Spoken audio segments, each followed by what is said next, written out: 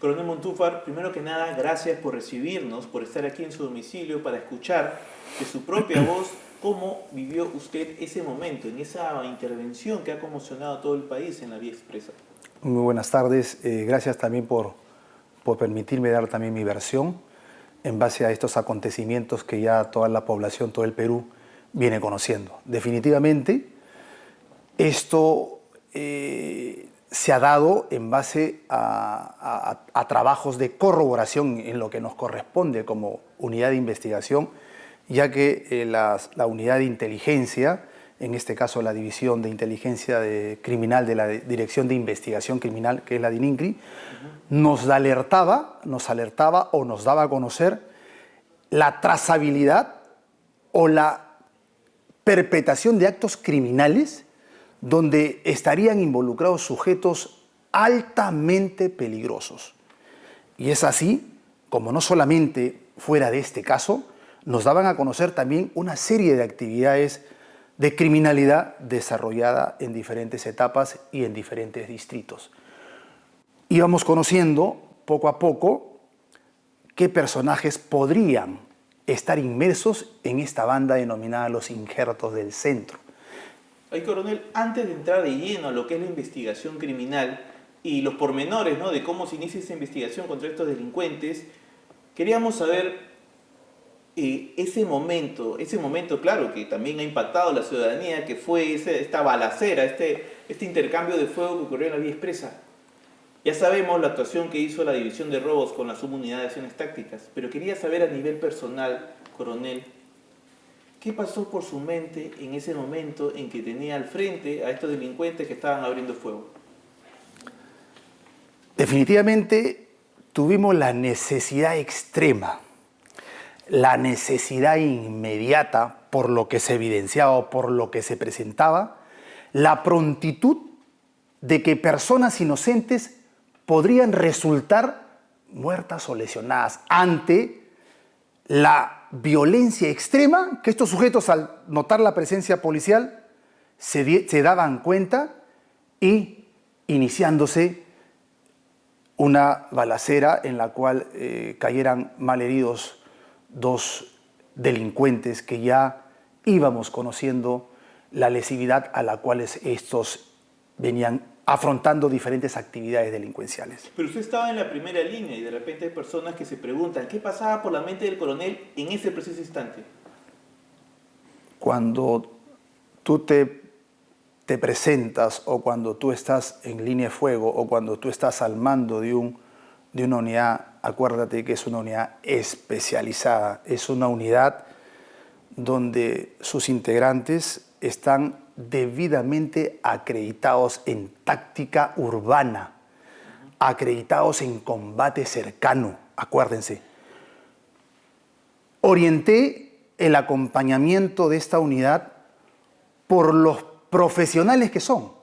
Son una unidad de élite de la Policía Nacional del Perú que intervienen en casos especiales o en casos donde la vida de terceros, la vida de los ciudadanos y propiamente dicha, la vida nuestra corre un alto peligro.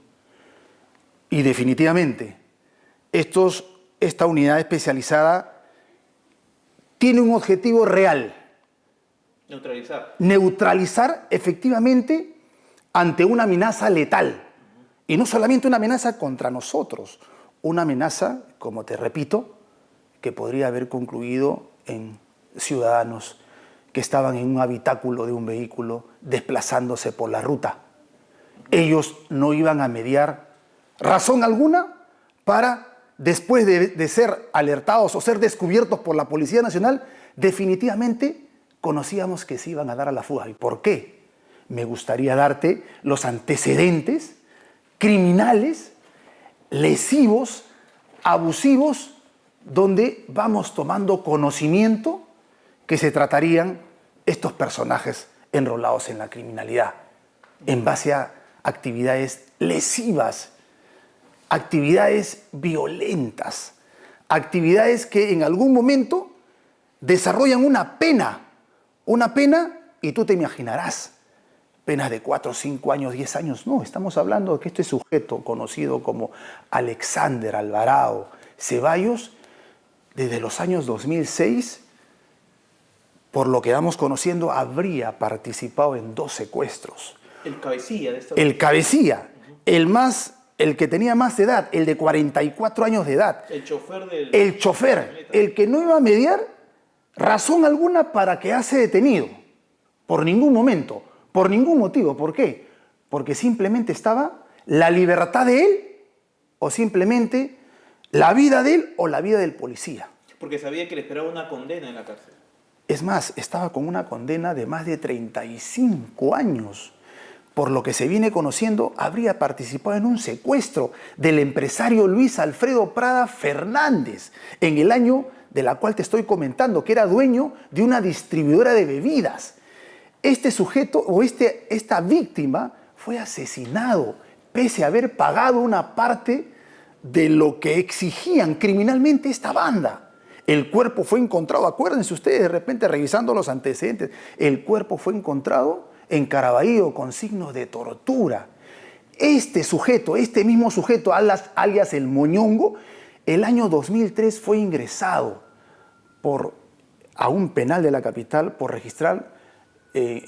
haber participado en un delito de robo agravado. Asimismo, haber otorgado la libertad, todavía no estamos conociendo las fechas, pero el año 2007 vuelve a entrar por el delito de tenencia ilegal de armas de fuego y uso de explosivos. Era todo un reincidente. Pero por supuesto, y este sujeto ingresó al penal el 15 de febrero del 2007, acuérdense, 15 de febrero del 2007, y el 12 de octubre del 2024, o sea, hace meses, obtiene su libertad en base a un beneficio penitenciario, pese a haber sido sentenciado por más de 35 años de prisión. O sea, un irrecuperable, como se le menciona, ¿no? Usted lo ha dicho, un irrecuperable que no iba a mediar motivo alguno para darse la fuga.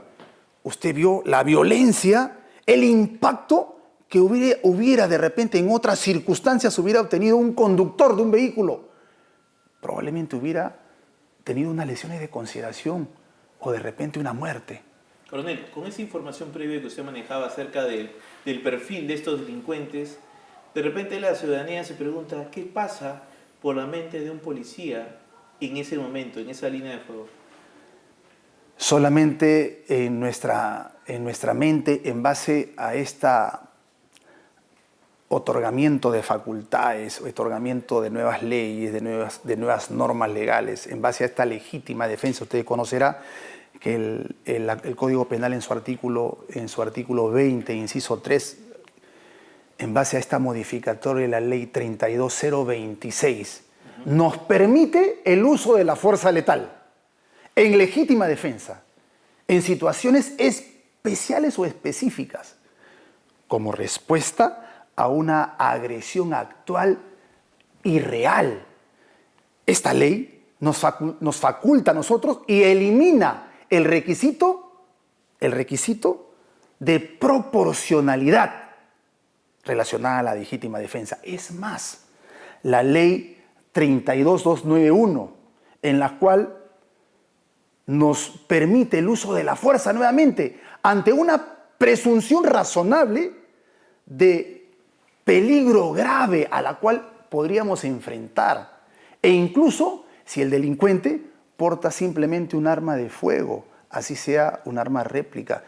Estamos con todo este paquete legal que a nosotros nos faculta y nos da un avisoramiento enorme para tener la confianza e ir, pero no ir al enfrentamiento, a la captura de un delincuente común, de un arrebatador de repente de celulares en otras modalidades. Un pájaro frutero, como usted. Un pájaro frutero, como usted lo puede decir. Si no estábamos frente a un personaje que, si se iba detenido, por lo que le encontramos, acuérdate que ese vehículo era robado. No le iba a importar matar a quien estuviera detenido. No le iba a importar matar a nadie, y mucho menos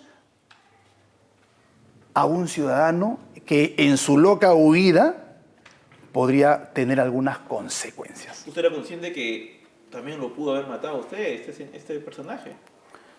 Eso es a la cual nosotros nos enfrentamos. Y ahí quiero hacer un paréntesis. De repente en esta oportunidad tenga el momento adecuado como para que de repente a mí me vean como un jefe, el líder de una unidad especializada. Pero yo quiero que ustedes conozcan que detrás de mí hay grupos policiales que se enfrentan día a día a la criminalidad. Hemos tenido este mismo año y el año pasado policías heridos de bala. En mi unidad, suboficiales probos, suboficiales que no le va a interesar exponer su vida ante la criminalidad. Que han estado también en la línea de fuego. Pero por supuesto han estado conmigo, han estado conmigo. Tenemos los registros, tenemos la documentación. Y para mí es un honor trabajar con ellos. Para mí, yo no le inspiro a ellos me inspiran a mí a estar adelante de ellos y conocer el día a día, el esfuerzo, conocer el miedo, porque acuérdate, somos seres humanos. El miedo, el no comer, el estar avisorando una posibilidad de criminalidad, el estar evitando un mal mayor. Y con muchas veces con recursos escasos. Ese es otro tema que lo vamos afrontando y de buena forma. ¿Hubo miedo en ese momento, coronel? Definitivamente somos seres humanos. Somos seres humanos que tenemos en casa una familia, somos seres humanos que de repente desde arriba mi padre y mi madre me está cuidando. Somos seres humanos que solamente por la actitud que veo en mi personal, pues quiero resaltar a mi personal, que son hombres valientes, hombres que enfrentan el día a día. De repente ustedes no lo conocen, no saben el desenvolvimiento de esta actividad funcional de la especialidad, pero es el día a día esto de la cual yo me he enfrentado hace 2 días atrás, pero esto lo vienen enfrentando mi personal a cada momento, y ustedes fijarán la estadística policial en la cual data todas las bandas criminales que hemos sacado de esa línea criminal. Y eso es el trabajo de mi personal, en la cual me siento muy orgulloso de comandarlos. Hubo un miedo, pero un miedo que no paraliza. Un miedo que más bien te impulsa, ¿no? Un miedo que motiva, un miedo que de repente, más que un miedo, un compromiso ante la población que yo mismo lo percibo. Y de su unidad. Definitivamente, yo lo percibo, lo que ustedes perciben y lo que toda mi población percibe. Y eso es el compromiso de todos, porque todos los días recomendamos, todos los días hablamos con la finalidad de que no bajen la guardia. Claro, porque tranquilamente podría comentar que como de repente un oficial superior no tendría el porqué de haber estado ahí en plena línea de fuego. Toda mi vida policial me he caracterizado por estar al lado de mi personal. Ellos me conocen, ellos saben muy bien que siempre he actuado así en todas las unidades policiales que he sido en algún momento jefaturado. O sea, ese operativo no hubiera salido si es que, por ejemplo, usted en el escritorio, de ninguna manera. Estamos para aportar en las estrategias. Acuérdense que esta disposición que venía conociendo paso a paso nuestro coronel Cruz Chamba, que era el oficial que en todo momento yo le iba dando cuenta sobre la obtención de alguna data relacionada a esta banda. Había un mayor que estaba a mi lado, había un coronel también, que eso no se conoce, había un coronel de la subunidad de acciones tácticas, en la cual también ha estado en línea de fuego. Hemos estado ahí viendo de la mejor forma, con la especialidad y con la capacitación fenomenal que tiene esa unidad, por eso la escogimos, para que ellos tengan un objetivo a la cual podríamos enfrentar. Coronel, vayamos a ese momento exacto en que ustedes deciden hacer la intervención, ¿no? Estos delincuentes, como usted nos está contando, no quisieron en ningún momento hacer caso a la orden de alto de ustedes. Casi lo embisten, ¿no? Ustedes han podido ver y las imágenes datan en esa situación que estábamos o días previos hemos valorado la posible, en base a la trazabilidad del tiempo, en base a la obtención de información que nos iban abasteciendo los órganos de inteligencia, conocíamos que estos sujetos tenían una hora de atacar a mi población, una hora donde mi población llegaba del trabajo, una hora donde mi población de repente, en base a las amistades, permanecían en horarios, en un tiempo corto, en la parte frontal de repente de su domicilio. Y estos sujetos aprovechaban estas circunstancias para atacar.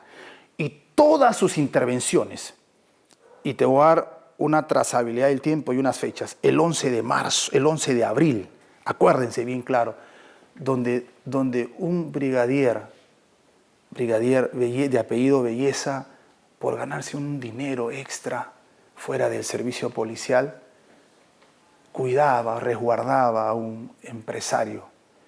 Al momento de él avisorar, estar en su habitáculo y observar, ya por la experiencia que él de repente habría tenido, y sacar de repente el arma de fuego y poder enfrentarlos, estos sujetos no valoraron nada y solamente le impactaron en el cerebro, matándola inmediatamente.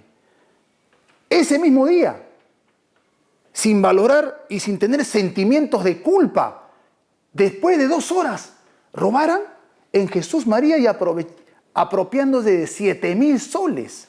Ese mismo día que mataran a nuestro brigadier. Posteriormente, el 25 de abril también, realizaran acciones dolosas donde participaran en el distrito de San Luis, y así sucesivamente, el 29 de abril, el 8 de mayo en Miraflores,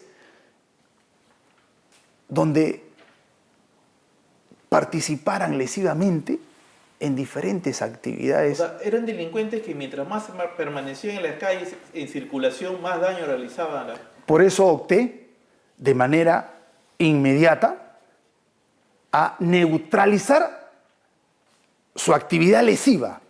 Y eso era mi objetivo, que no podrían, al momento de avisorarlos, porque no conocíamos, ¿acuerdan? No estábamos en seguimiento, estábamos en una corroboración de información.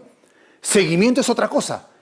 Seguimiento es conocer el desplazamiento a la ubicación, su llegada, su fin. Estábamos corroborando información importantísima para poder saber sus estrategias, su forma de comportarse, sus horarios de trabajo criminal. Y en ese momento teníamos que necesariamente contar con una unidad especializada por si se diera la oportunidad del avisoramiento, como se fue el caso. Y ahí viene la pregunta entonces, coronel, ¿cómo es que deciden detenerlos en la vía expresa, pasando a unos metros nada más del Puente México? Créame que no era el punto adecuado para la detención, porque podrían haberse retirado por las diferentes rampas que orientan a la avenida Aramburú, a la avenida Canadá, a la avenida Angamos, porque estábamos haciendo una conexión de todas sus actividades en las cuales estos participaban. Estábamos acantonados esperando el momento exacto, preciso para evitar costo social. ¿Y cómo es que dicen es ahora o nunca? Porque ellos se percatan de la presencia policial. Acuérdate que son delincuentes muy, muy hábiles, delincuentes con toda esa experiencia delincuencial. Se percatan, avisoran por los movimientos de repente de la conducción, el movimiento que se apreciaba de alguna forma, porque éramos comunicados en todo momento, una probabilidad. En ese interín de corroboración de información nos dábamos con la sorpresa que nos enfrentábamos a ese grupo criminal disponiendo de inmediato la necesidad extrema, o como te decía, pronta, de impedir que estos sujetos lesionen a civiles. Y por eso llaman a SWAT. Y por eso hemos ido con esa unidad especializada, porque si se daba una intervención, de momento ellos iban a ser los especialistas para evitar los costos sociales, como fue. Claro, porque también corrían el riesgo de que civiles resultaran dañados, porque hablamos de la vía expresa. Eso hemos valorado. Por eso, este profesionalismo de esta unidad élite era que nos orientaba a hacer cualquier actividad funcional y de la especialidad con ellos, ya que no iban a haber definitivamente costo social, como lo fue. Coronel, algo que también me llama la atención de este operativo es precisamente el sentido de oportunidad que hubo, porque aquí, por ejemplo, no se esperó que se abriera una carpeta fiscal para proceder con lo que es la detención preliminar, la posterior prisión preventiva. Prefirieron hacerlo en flagrancia. ¿Por qué? Tengan que tener en consideración que nosotros, en base, mi división, en base a la información que íbamos conociendo, nosotros presentamos mediante un informe a la Fiscalía de Crimen Organizado, dando a conocer todas las actividades en las cuales estarían relacionados estos sujetos. Para que se abra una carpeta fiscal. Definitivamente. Ya tenía conocimiento nuestra Fiscalía. Pero urge la necesidad imperiosa para evitar más costos sociales a la cual se enfrentaba mi población, donde opté y dispuse que se ejecute el operativo. Coronel, cuéntenos sobre la herida que recibió. Usted ha sido dado de alta el viernes, hace poco nada más. ¿Qué fue lo que pasó? ¿Cuál fue el diagnóstico que le dieron? Definitivamente hay muchos cuestionamientos sobre lo que usted me pregunta, pero definitivamente doy en primera instancia gracias a mi madre y a mi padre que están en el cielo y que me protegen. Doy gracias a Dios porque los mismos médicos me dicen, si esto hubiera agarrado una arteria, si hubiera cogido una vena, Cuéntame, por favor, o simplemente... exacto, ¿dónde fue? Acá en esta parte. O simplemente hubiera cogido un hueso, estaría de repente, si hubiera sido hueso, estaría con más tiempos prolongados en descanso. Si hubiera sido una arteria, usted se imaginará dónde estaría en estas circunstancias. Pero afortunadamente solamente ha quedado en la parte del músculo, a ver, no lo conozco médicamente, pero ha quedado sin ocasionar alguna lesión, ni músculo, ni una arteria, y solamente espero que se reabsorba para que en algún momento llegue a la superficie de la piel y con un corte pequeño podría en tiempo determinado extraer el proyectil. Entonces lo veremos prontamente en las canchas, coronel. Definitivamente, y esa es la actitud que toda mi población tiene que conocer de mi policía. Acuérdense, como dice nuestro himno, presto a servir, listo a morir por el Perú, es una de las palabras textuales que expresa nuestro himno policial, en las cuales hay una demostración viva de compromiso que tiene la Policía Nacional con el Perú. Y en ese objetivo, en esa lucha, en esa brega que tenemos de disminuir considerablemente la criminalidad, apuntaremos. Quiero agradecer antes del corte de este reportaje, agradecer y que mi personal se sienta orgulloso, o yo sentirme orgulloso de esos hombres que de repente ahora no están en estas circunstancias, pero son ellos en las cuales me inspiran a mí, yo no inspiro a ellos. Ellos me inspiran a mí a ser cada día mejor persona. Coronel, le agradezco por estos minutos que nos ha dado. Gracias.